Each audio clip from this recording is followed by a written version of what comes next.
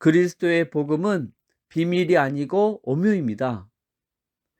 에베소서 6장 19절 말씀에 또 나를 위하여 구할 것은 내게 말씀을 주사 나로 입을 열어 복음의 비밀을 담대히 알리게 하옵소서 할 것이니, 복음의 비밀을 말하고 있습니다. 골로새서 4장 3절 말씀에 또한 우리를 위하여 기도하되 하나님이 전도할 문을 우리에게 열어주사 그리스도의 비밀을 말하게 하시기를 구하라.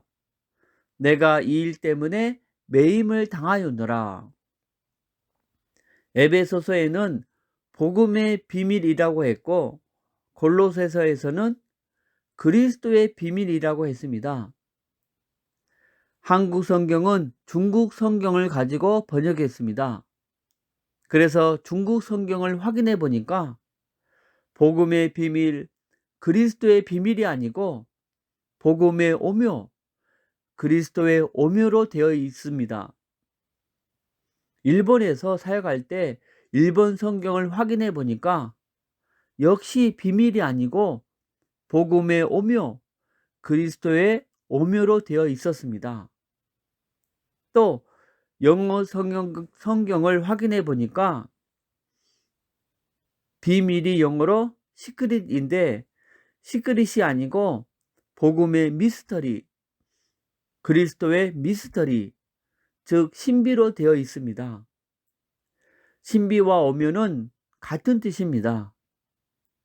또 영어 성경은 히브리 원어, 헬라 원어로 번역을 했잖아요. 그래서 헬라 원어를 그대로 번역한 킹 제임스 흠정역 성경을 보니까 비밀이 아니고 신비로 번역되어 있었습니다. 이 부분은 한국 성경을 수정해야 합니다.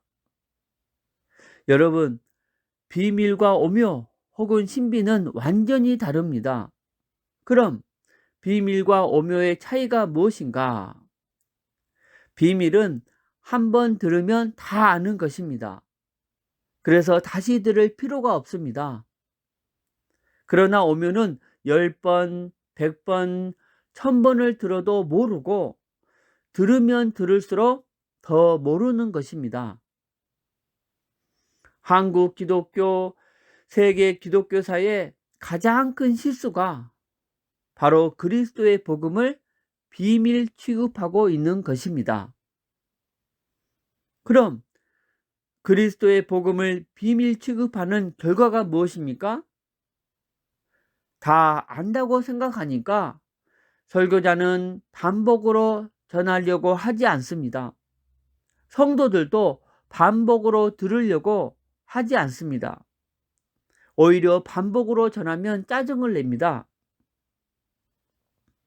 여러분, 우주를 누가 만들었습니까? 하나님, 또 그리스도께서 만드셨습니다. 그럼 그리스도께서 만든 우주를 말할 때 우주의 비밀이라고 합니까? 아니면 우주의 신비라고 합니까? 우주의 신비라고 합니다.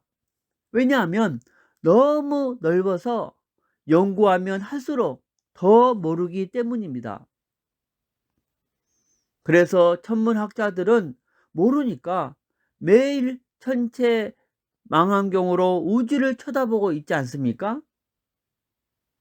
실제로 쳐다볼수록 새로운 별들이 발견됩니다. 그렇죠? 그런데 교회는 그 신비라고 말하는 우주를 만든 그리스도를 비밀 취급하면서 다 안다고 생각하고 반복으로 전하려고 하지 않고 반복으로 들으려고 하지 않습니다. 여러분, 이것은 작은 문제가 아니고 큰 문제입니다. 사실 그리스도의 복음을 비밀 취급하는 여기에서 교회의 모든 문제가 나온 것입니다. 그 이유를 말씀드리면 성경에 예수님이 자신을 세상의 빛이라고 했습니다. 요한복음 8장 12절 말씀에 예수께서 또 말씀하여 이르시되 나는 세상의 빛이니 나를 따르는 자는 어둠에 다니지 아니하고 생명의 빛을 얻으리라. 또 요한복음 9장 5절 말씀에 내가 세상에 있는 동안에는 세상의 빛이로라 했습니다. 그러므로 그리스도의 복음만이 세상의 어두움 그리고 교회와 개인의 어두움을 몰아낼 수 있습니다. 할렐루야. 그런데 그리스도의 복음을 비밀 취급하면 어떻게 됩니까? 다 안다고 생각하니까 설교자는 반복으로 안 전하고 성도들도 반복으로 들으려고 하지 않겠죠? 그럼 강단에서 비춰지는 빛이 약하니까 교회 안에 그리고 성도들 안의 어두움이 쉽게 떠나가지 않는 것입니다. 그런데 그리스도의 복음을 오묘, 신비로 인정하면 어떻게 됩니까? 설교자는 모른다고 생각하니까 반복으로 전하게 되고 성도들도 모른다고 생각하니까 매번 들을 때마다 겸손하게 듣게 될 것입니다. 그럼 강단에서 비춰지는 빛이 강하니까 교회 안에 그리고 성도들 안의 어두움이 쉽게 떠나가는 것입니다. 할렐루야. 여러분, 어두움은 오직 빛으로만 이길 수 있습니다. 그리스도의 복음은 영광의 광채입니다. 고린도후서 4장 4절 말씀을 보겠습니다. 그 중에 이 세상의 신이 믿지 아니하는 자들의 마음을 혼미하게 하여 그리스도의 영광의 복음의 광채가 비치지 못하게 함이니 그리스도는 하나님의 형상이니라 했습니다. 사탄은 그리스도의 복음이 영광의 광채임을 알고 있습니다. 그래서 불신자들에게 영광의 복음의 광채가 비춰지지 못하도록 마음을 혼미케 하고 또 성도들에게 비치지 못하도록 비밀 취급하게 해서 반복해서 전하지 못하게 합니다. 사도 바울은 영안이 열린 주님의 종입니다. 그래서 그리스도의 복음이 비밀이 아니고 오묘임을 알고 있고 또 영광의 광채임을 알고 있고 오직 이 복음의 빛만이 어둠을 몰아내고 생명을 살린다는 것을 잘 알고 있습니다. 그래서 고린도전서 2장 2절 말씀에 내가 너희 중에서 예수 그리스도와 그의 십자가에 못 박히신 것 외에는 아무것도 알지 아니하기로 작정하였음이라 라고 고백한 것입니다. 저희 또한 사도 바울처럼 그리스도의 복음이 오묘임을 알고 또 영광의 광채임을 알고 오직 이 복음의 빛만이 교회 안에 또 성도들 안에 어두움을 쫓아낸다는 것을 알고 예수 그리스도와 십자가의 도를 반복해서 전하고 들어야 할 것입니다. 할렐루야. 그럼 어떻게 그리스도의 복음을 반복으로 전하고 들을 수 있을까요? 먼저 골로새서 2장 2절에서 3절 말씀처럼 그리스도 안에 모든 지혜와 지식의 보화가 감추어져 있음을 믿어야 합니다. 이는 그들로 마음의 유안을 받고 사랑 안에서 연합하여 확실한 이해의 모든 풍성함과 하나님의 비밀인 그리스도를 깨닫게 하려 함이니 그 안에는 지혜와 지식의 모든 보화가 감추어져 있느니라 했습니다. 전능하신 하나님의 신비가 그리스도인데 그 그리스도 안에 지혜와 지식의 모든 보화가 감추어져 있다고 했습니다. 이 말씀을 어린아이와 같이 그대로 믿고 그리스도 안에 있는 지혜와 지식의 모든 보화를 발견케 해달라고 기도하면서 반복으로 전하고 들으면 하나님은 반드시 그리스도 안에 감추어져 있는 새로운 지혜와 지식의 보화를 발견케 하실 것입니다.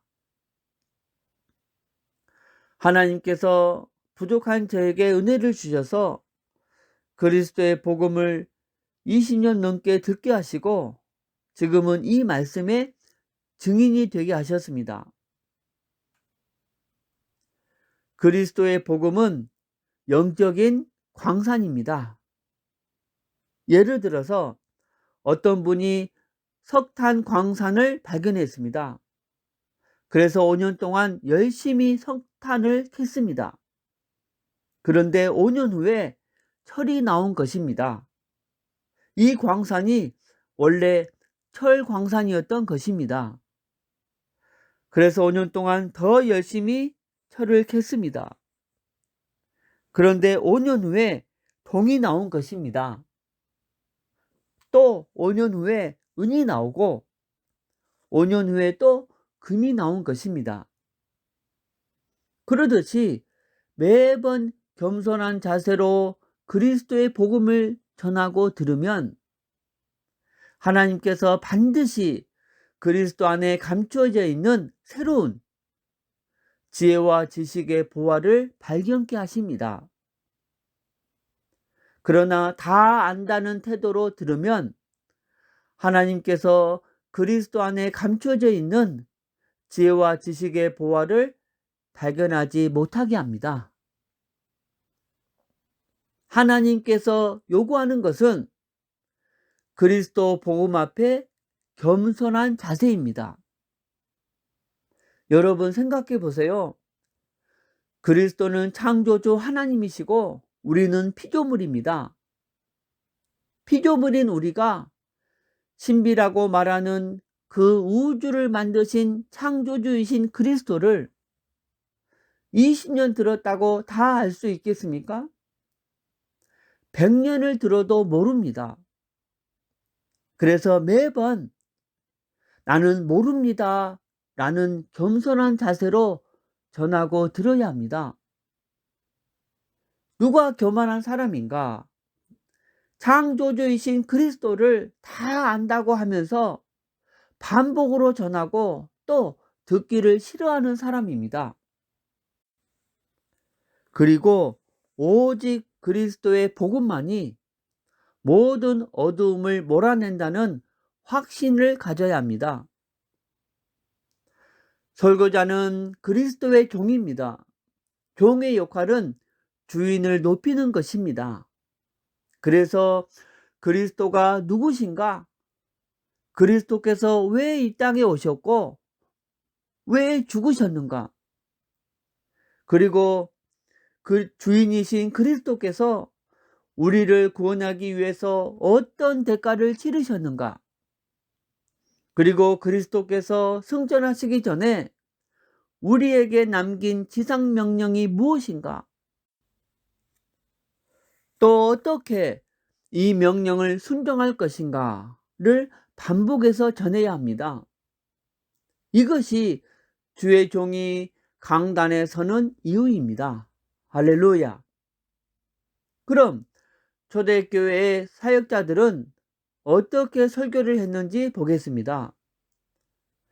사도행전 28장 23절 말씀에 그들이 날짜를 정하고 그가 유숙하는 집에 많이 오니 바울이 아침부터 저녁까지 강론하여 하나님의 나라를 증언하고 모세의 율법과 선지자의 말을 가지고 예수에 대하여 권하더라.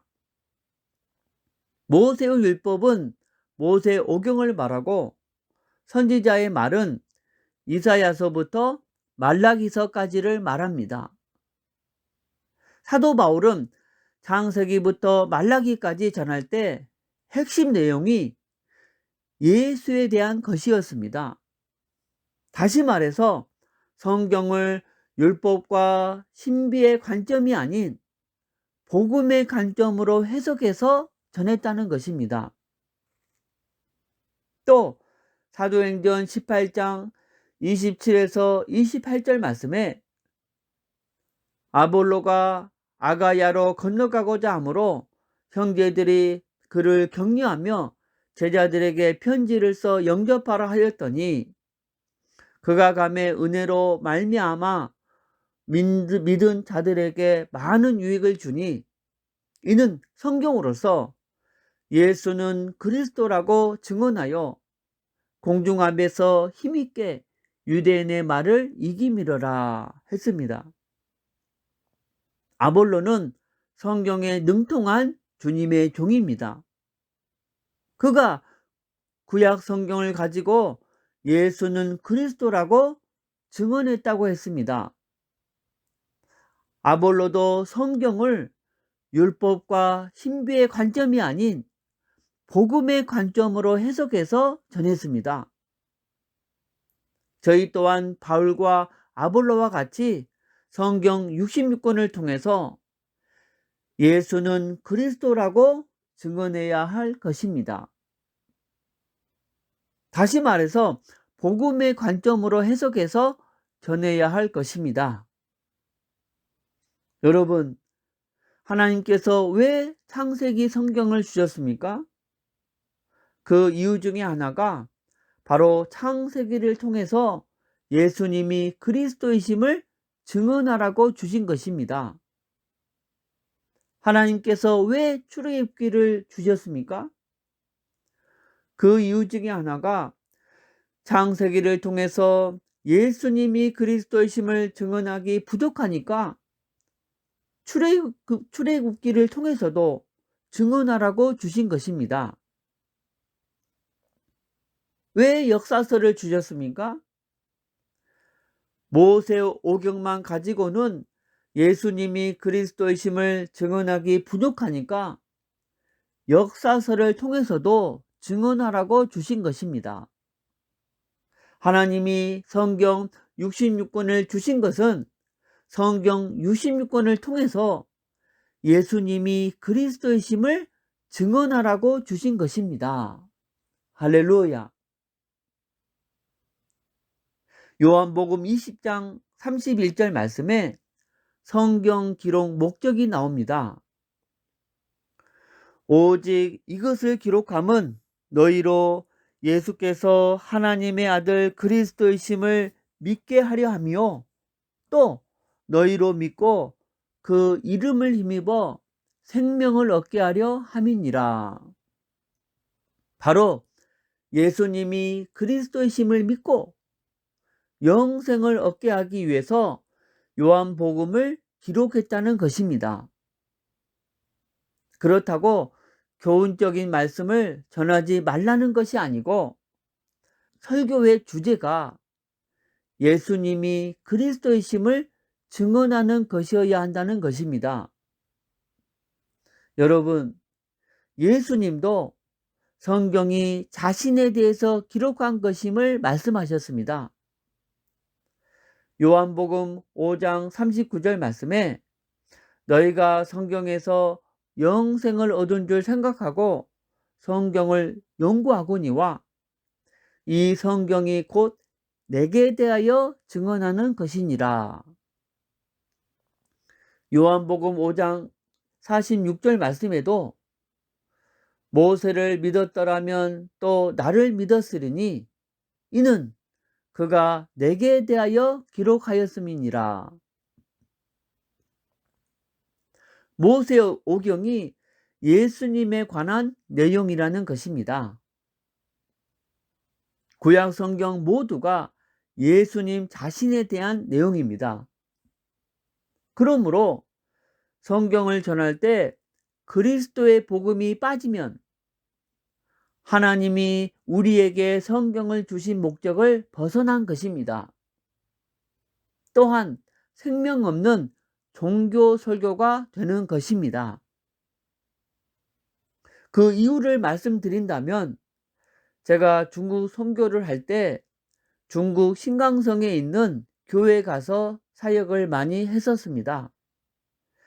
신강성에 있는 유구르족은 99%가 이슬람입니다. 여러분, 이스라엘의 유대교 설교자들은 창세기를 설교합니까? 안 합니까? 합니다. 그럼 그들의 설교 안에 생명이 있습니까? 없습니까? 없습니다. 왜냐하면 예수 그리스도와 십자가의 도가 없기 때문입니다. 또한 이슬람의 설교자는 이사야서를 설교합니까? 안 합니까? 합니다. 그들의 설교 안에 생명이 있습니까? 없습니까? 없습니다. 왜냐하면 예수 그리스도와 십자가의 도가 없기 때문입니다. 그러므로 저희 또한 창세기부터 계시록까지 하나님의 말씀을 전할 때 그리스도의 복음이 빠진다면 유대교의 설교 또 이슬람의 설교와 똑같은 생명 없는 종교 설교가 되고 마는 것입니다. 이쪽은 유대교 간판, 저쪽은 이슬람 간판, 우리는 기독교 간판. 겉의 간판만 다르지 안의 내용은 똑같은 종교 설교가 되고 마는 것입니다. 그럼 오늘날의 설교자는 어떻게 설교를 해야 합니까? 먼저 설교자가 그리스도의 복음이 비밀이 아니고 오묘임을 알고, 왜냐하면 실제로 오묘이니까, 성도들에게 우주의 비유를 하면서 그리스도의 복음이 비밀이 아니고 오묘임을 알려드리는 것입니다. 그래서 구원은 받았지만 모른다고 말하고 매번 그리스도의 복음을 들을 때마다 겸손한 자세로 들을 것을 말씀드립니다. 또한 골로새서 2장 2절에서 3절 말씀과 광산 비유를 통해서 겸손하게 들으면 하나님께서 그리스도 안에 있는 새로운 지혜와 지식의 부활을 발견케 하신다는 것을 말씀드립니다. 그리고 성경을 율법과 신비의 관점이 아닌 복음의 관점으로 해석해서 전하는 것이 성경적인 해석임을 말씀드리고, 매 설교 때마다 본문에 있는 교훈적인 말씀도 전하지만 그리스도의 복음은 꼭 전해야 합니다. 또 설교 안에 그리스도의 복음이 빠지지 않도록 설교를 작성하는 책상 앞에 아래의 내용을 붙여 놓습니다. 바로 복음 관점의 성경 구절 표입니다. 또 복음의 눈으로 문제와 사건을 해석하도록 섬깁니다. 하나님은 여러분을 사랑하십니다.